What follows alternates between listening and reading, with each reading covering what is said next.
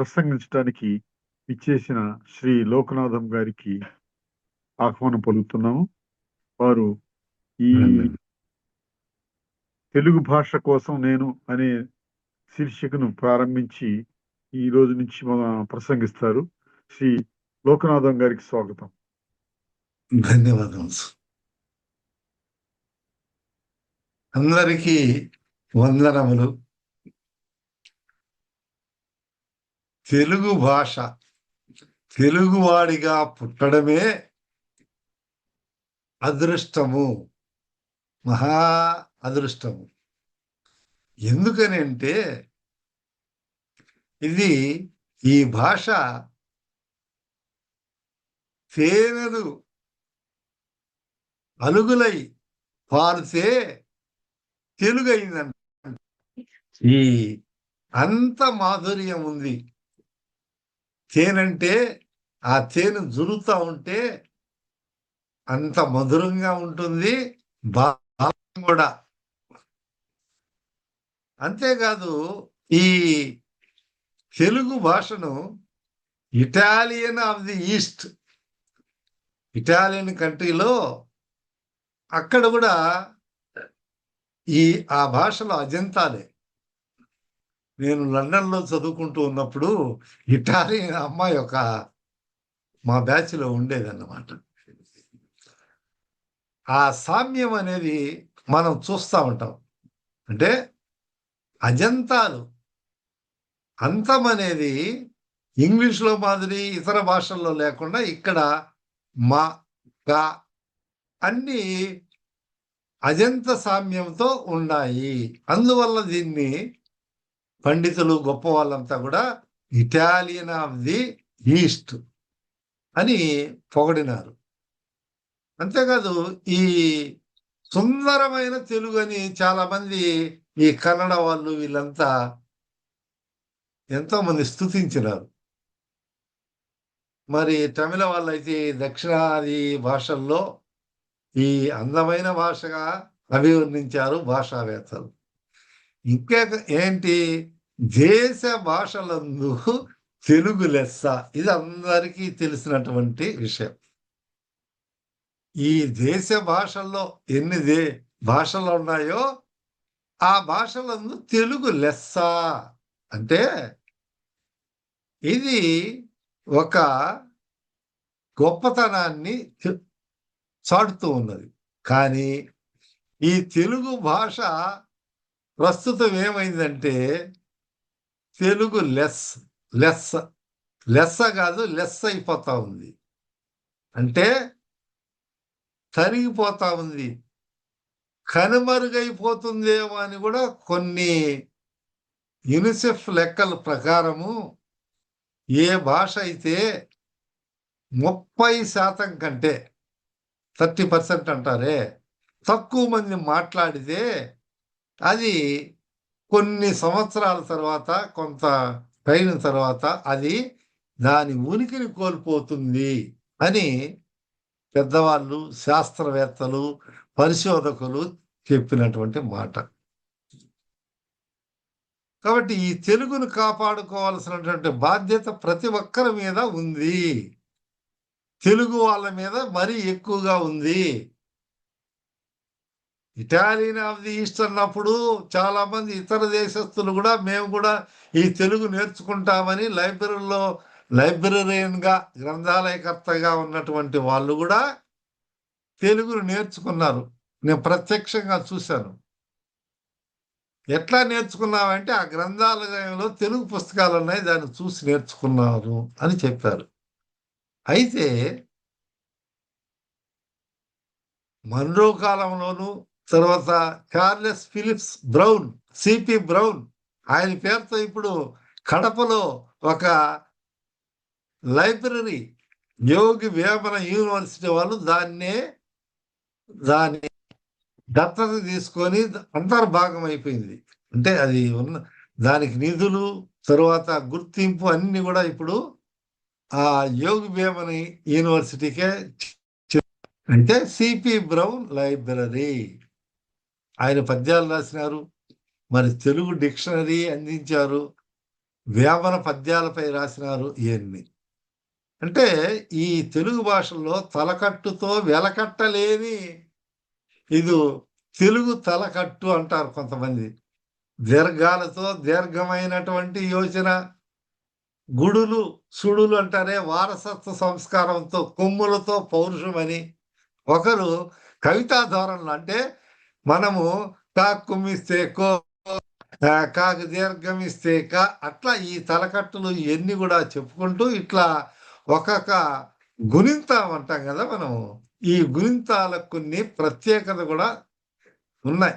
అంటే మనం ఇప్పుడు ఈ యొక్క తెలుగు భాష ఇదనే చెప్పేదానికంటే దీన్ని మనం ఏ విధంగా మనము ఈ తెలుగు కోసం నేను నా కర్తవ్యం ఏమిటి, నా సేవ ఏమిటి, నా వంతు ఏమిటి, నా పోరాటం ఏమిటి అనే దాని గురించి మనము తెలుసుకుంటే, ఎవరి కర్తవ్యాన్ని వాళ్ళు చక్కగా నిర్వహిస్తే ఈ తెలుగు భాషను పరిరక్షించేదానికి కానీ, అభివృద్ధి చేసేదానికి కానీ ఏ రీతిలో చేయాలనో ఆ రీతిలో చేస్తే మనకు అందవలసినటువంటి ఫలితాలు అందుతాయి.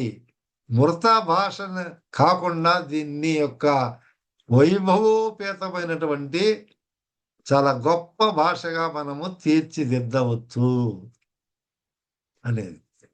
మరి ఇటీవలే మనందరికి తెలుసు 3వ ప్రపంచ మహాసభలని గుంటూరులో జరిగినాయి. నాకు కూడా ఆహ్వానం రండని అందింది.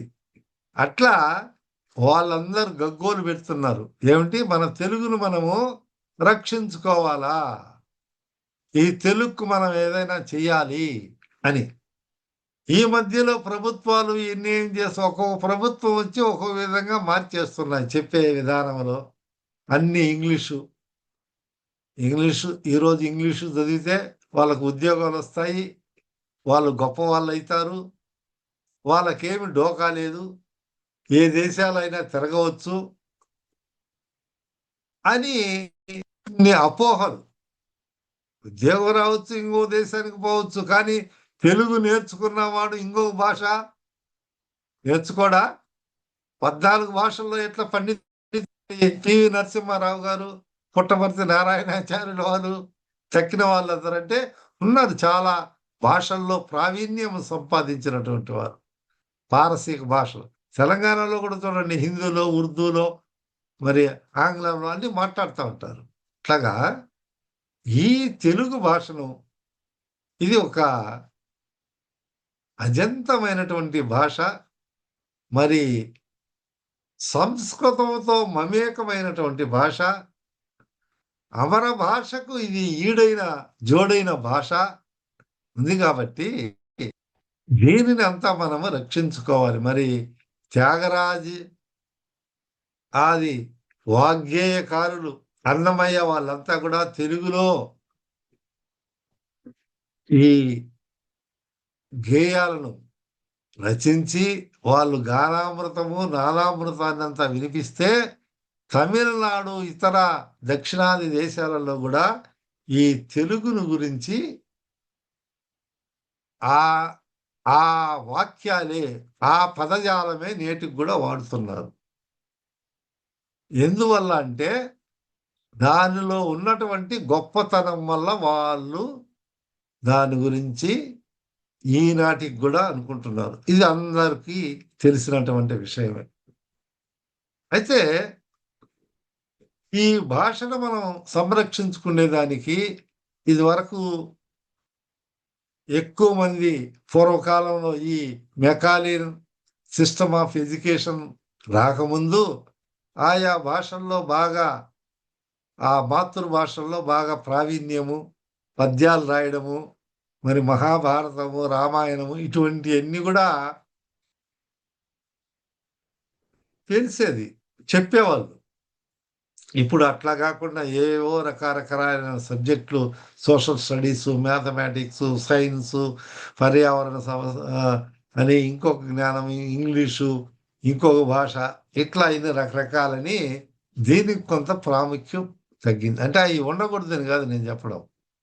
అవి ఉండాల్సిందే, ఇది ఉండాల్సినదే. దీన్ని మనం ఎట్లా రక్షించుకోవాలి అని. ఇప్పుడు పిల్లవాళ్ళలో చూడండి, ఈ తెలుగులో మహర్షులు దాని గురించి చెప్తే సుఖ మహర్షి అంటే ఒక అబ్బాయి ఏం రాసినాడు, సుఖంలో రాసి సుఖ మహర్షి అని రాసినాడు. సుఖ మహర్షి వేదవ్యాసుడు వారి సుఖ మహర్షి అని రాయేసేదానికి సుఖ మహర్షి అని రాసినాడు. అబ్బాయిలో ఏం తప్పు లేదు. ఈ చెప్పే విధానంలో, నేర్పించే విధానంలోనూ, తర్వాత వ్యవస్థలో ఈ విధంగా ఉంది. దీనిని, ఈ భాషా విధానాన్ని, దీన్ని చక్కబెట్టేదానికి ఏమి చెయ్యాలా అనేది. ఇంకా దీని గురించి ఉపోద్ఘాతాలే చెప్పుకుంటే మనం 4, 5 ఆహ్, ఆహ్, సెషన్స్ చెప్పుకోవచ్చు. ఇంకా ఎంతైనా చెప్పుకోవచ్చు. మనకది కాదు ఇప్పుడు కావాల్సినది. దీనికి ఔషధం ఏమిటి? ఏ విధంగా దీన్ని చికిత్స చేయాలా? ఈ విధానాన్ని నుంచి మనం ఎట్లా బయటపడాలా అనేదే ముఖ్యమైనటువంటి విషయం. కాబట్టి పాఠశాలల్లో మరి విద్యార్థులున్నారు. బోధకులు, ఉపాధ్యాయులు చెప్తున్నారు. వాళ్ళు వింటున్నారు. వీళ్ళు పరీక్షలు రాస్తున్నారు. పాస్ అయిపోతున్నారు. మూల్యాంకన విధానంలో కూడా రకరకాలు చెప్తేనే అదేదో పొరపాటయింది. ఆయన అది రాయాలనుకోని ఇది రాసినాడు, కానీ మార్కేయండి అనే విధానంలోకి వచ్చినారు. నేను ఇటువంటి ధోరణిని ఏ 20 ఏళ్ల క్రితమే స్థాయిలో దీన్ని ఖండించాను. మీరు భాషను కూనీ చేయబోతున్నారు. భాష అంటే భాషే.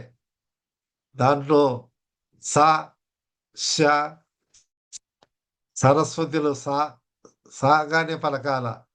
శివునిలో ష, అంటే షణ్ముఖంలో ష. అక్షరములు ఈ అన్ని అక్షరాలు ఇన్ని తీసేసి బదులు ఆఖరికి ఎక్కడికి పోతుంది? రాత, రాయి ఈ విధంగా అయిపోయింది. అంటే సులభమైనటువంటి మార్గాలను చూపెట్టి ఉన్నటువంటి మార్గాలను తీసేస్తే అది కూనీ చేసిన విధానంలోకి అయిపోతుంది. కానీ దీన్ని మనం పరిరక్షించుకోవాలి. అనేక రకాలైనటువంటి మార్గాలు ఉన్నాయి.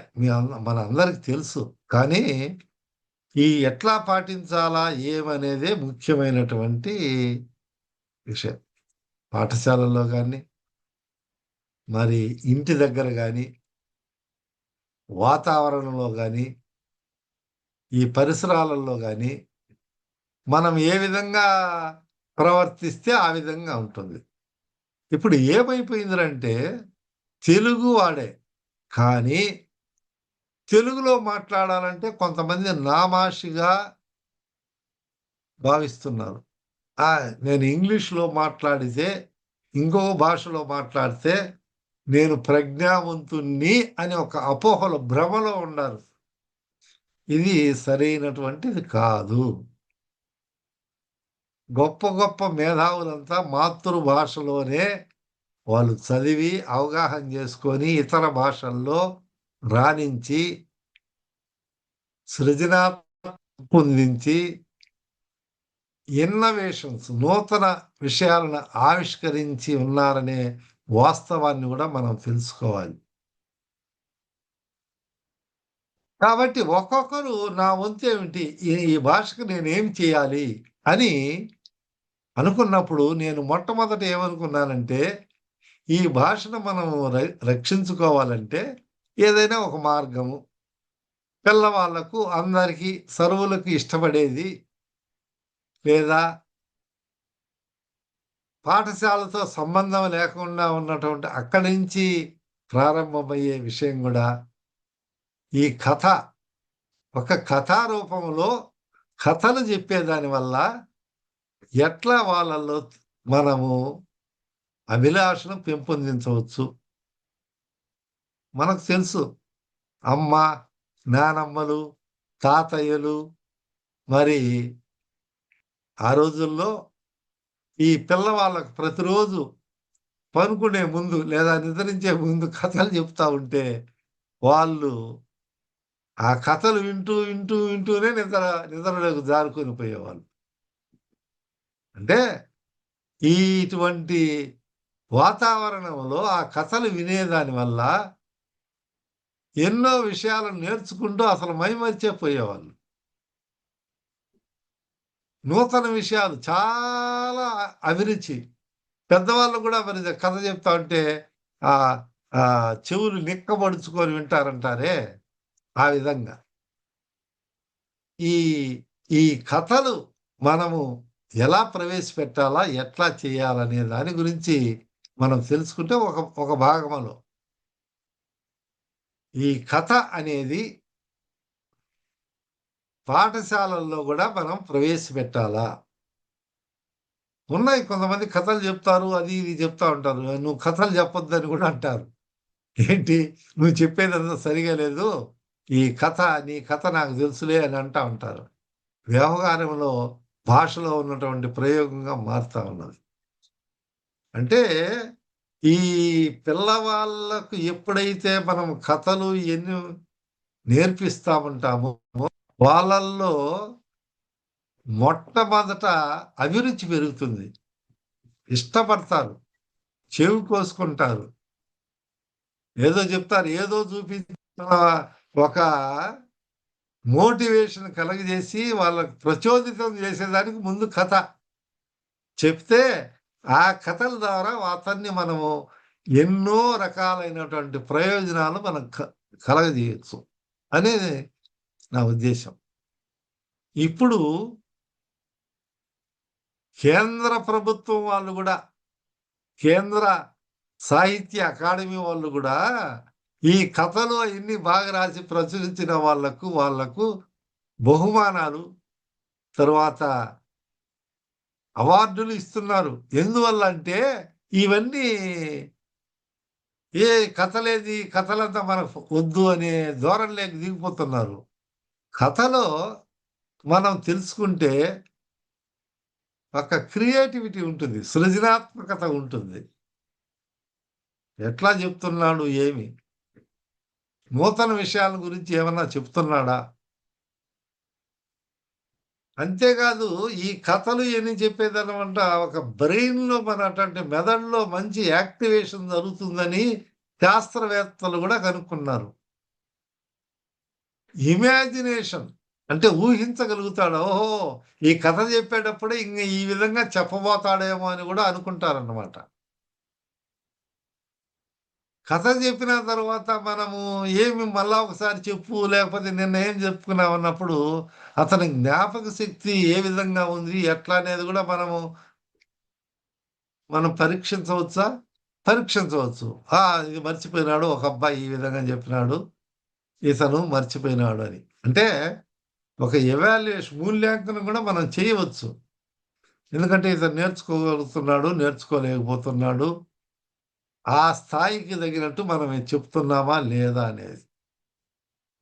ఈ కథల్లో ఈ జ్ఞాపక శక్తిని గూడా మనము పెంపొందించేదానికి, పదును పెట్టేదానికి గూడా మనము దీన్ని వాడుకోవచ్చు.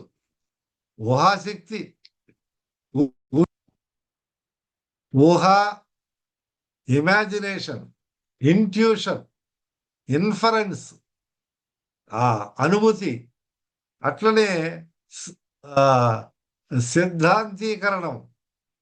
ఓహో! ఇట్లా ఉండబోతుంది.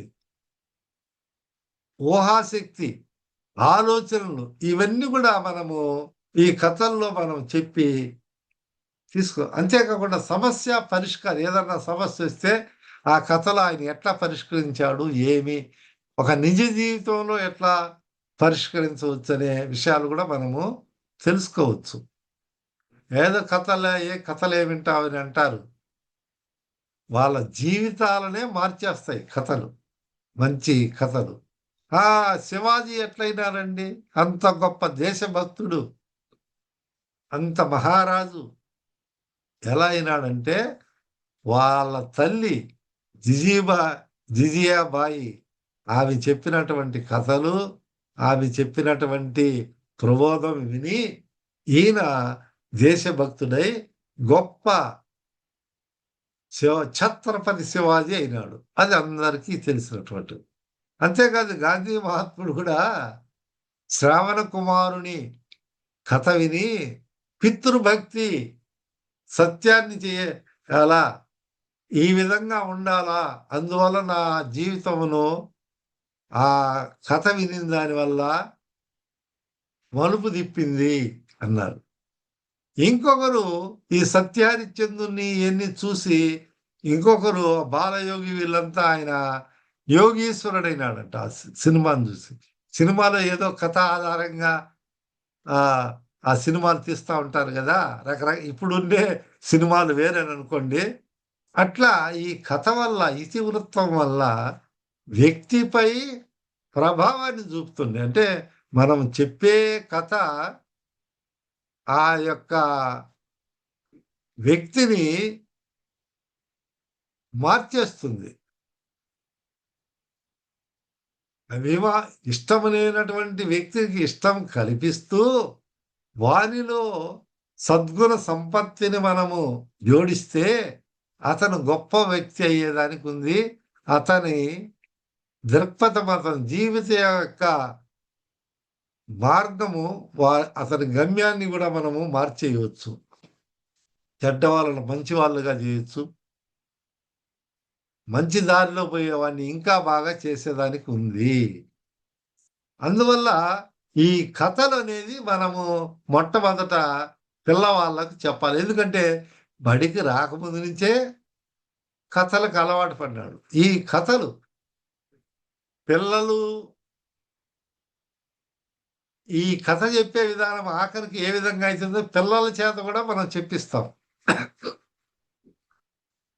ఉపాధ్యాయుడే చెప్పేది కాదు, పిల్లల చేత కూడా మనము ఈ యొక్క కథలను, రకరకాల కథలను చెప్పించాలి. మరి ఇంగ్లీష్లో slow and steady wins the race, తాబేలు కుందేలుకు పోటీ పడింది.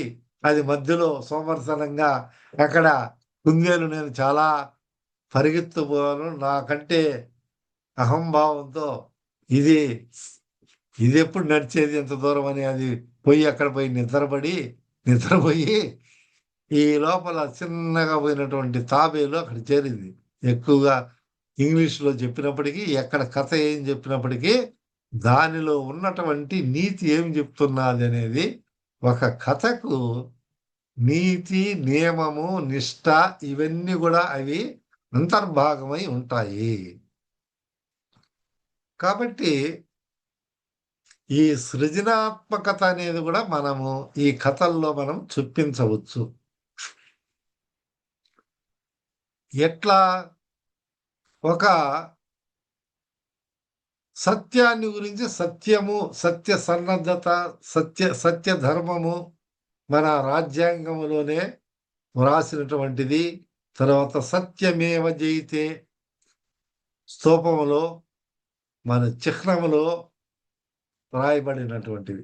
వాటికి ఆ పౌరుని యొక్క బాధ్యత ఆడు చూపించే విధానికి, దానికి సంబంధించినటువంటి కథలు కూడా మనము జోడించాలా. సత్యము చెబితే దాని సత్ఫలితం ఉంటుంది, రాణిస్తాడు అనేది కథ రూపములు జరిగినటువంటివి కూడా ఉన్నాయి.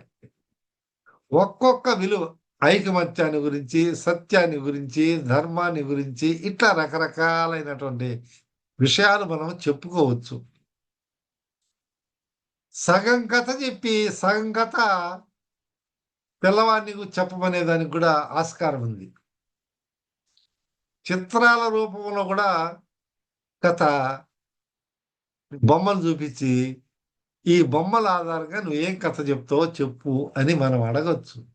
అంటే అతనిలో ఒక సృజనాత్మకత, అంటే అప్పుడు ఆయన కొన్ని రావాలా, ఒక వాక్య నిర్మాణం చేయాలా, సరైనటువంటి పదము, శబ్దం ఉపయోగించినాడా లేదని మనం తెలుసుకోవచ్చు.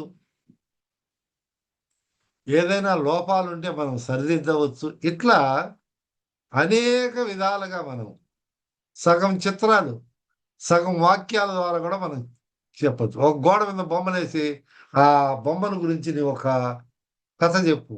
లేదా ఒక ఇతివృత్తం అల్లుకోరా అంటే అతను ఆ పిల్లవాడు చేసుకొని రావచ్చు. మరి ఇప్పుడు మనం ఉదాహరణలో ఇంకా దీని గురించి సుదీర్ఘంగా మనం తెలుసుకుంటాము. ఉదాహరణకు సత్యాన్ని గురించి తెలుసుకోవాలా. సత్యం సత్య నిష్ఠులుగా మనం పిల్లవాళ్ళని చేయాలా. అంతేకాదు పౌరులను కూడా చేయాలా. అంటే ఎట్లా అంటే ఒక ఊరిలో ఒక గురువు వచ్చి ఉపదేశం చేస్తున్నాడు. అప్పుడు అంతా సాయంకాలము ఎక్కువగా ఈ ఉపన్యాసాలు ఆ సాయం సమయంలో పెట్టినప్పుడు అందరికీ అన్ని చక్కగా జరుగుతా ఉంటే, ఆ ఊర్లో ఒక అతను దొంగ ఉన్నాడన్నమాట. ఆ దొంగ ఏం చేశారు, నేను కూడా వినాలా, చాలా బాగా చెప్తారంట. ఆ గురువు గారు వచ్చినారు అని చెప్పి, ఆయన స్వామి వచ్చినారు అని అక్కడికి పోయినప్పుడు,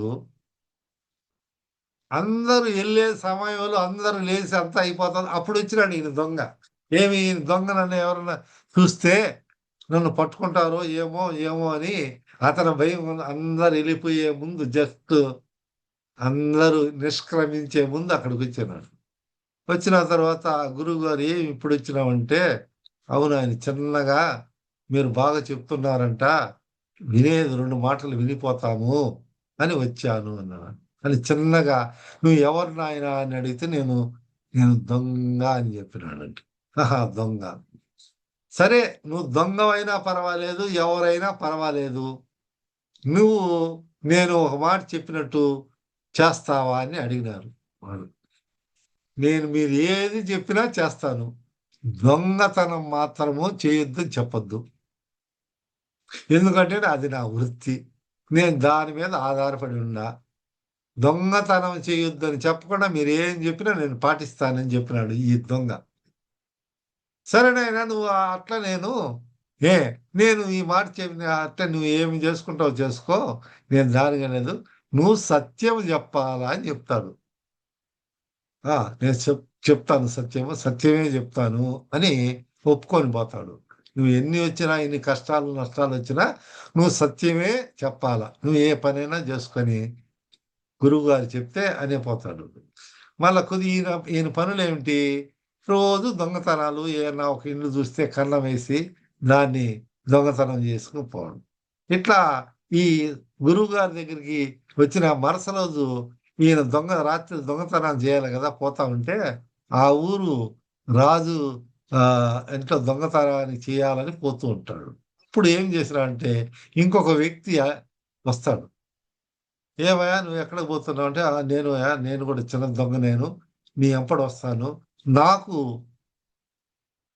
ఏదైనా ఇస్తే నేను నీకు సహాయంగా ఉంటానని వస్తాడు. అప్పుడు ఈయనేం చెప్తాడంటే, "అయ్యా! అసలైన దొంగ నేను. నేను లోపలికి పోయి తెచ్చేవాడిని నేను. నేను 2 భాగాలు తీసుకుంటాను. నీకు ఒక భాగం ఇస్తానన్నాడు." అంటే సరేను. పర్వాలేదు. ఏది లేకుండా ఉండేదానికంటే ఒక భాగం అయినా చాలు గదని ఆ చిన్న దొంగ ఏం చేసినాడు, సరేనన్నారు. పోయినారు. రాజుగారి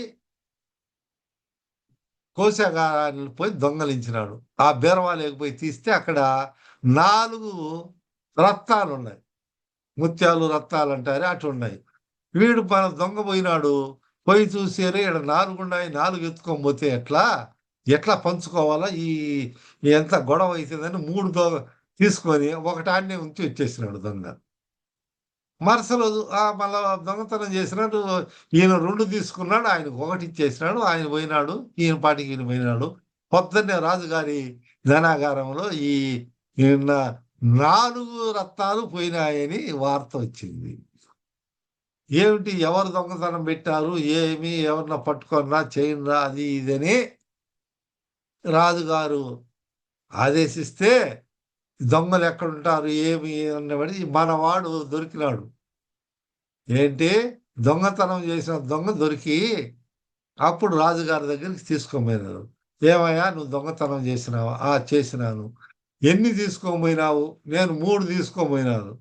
అంటే మంత్రి అక్కడున్నాయన ఏం చెప్తాడు ఆ మంత్రి, ఆ కాపలా యజమాని, "రాజుగా మహారాజా!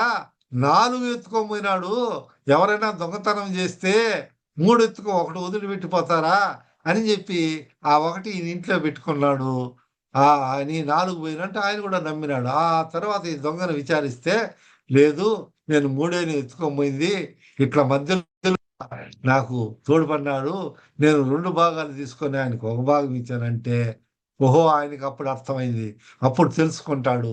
ఆ రాజుగారి ఆ రాజుగారి మంత్రి లేకపోతే ఆ అధికారి ఉన్నారే వాడిని పిలిపిస్తే వాళ్ళ ఇంట్లో సోదాలు చేసేప్పుడు ఆ ఒక రత్నం దొరికింది. అప్పుడు ఏమైంది?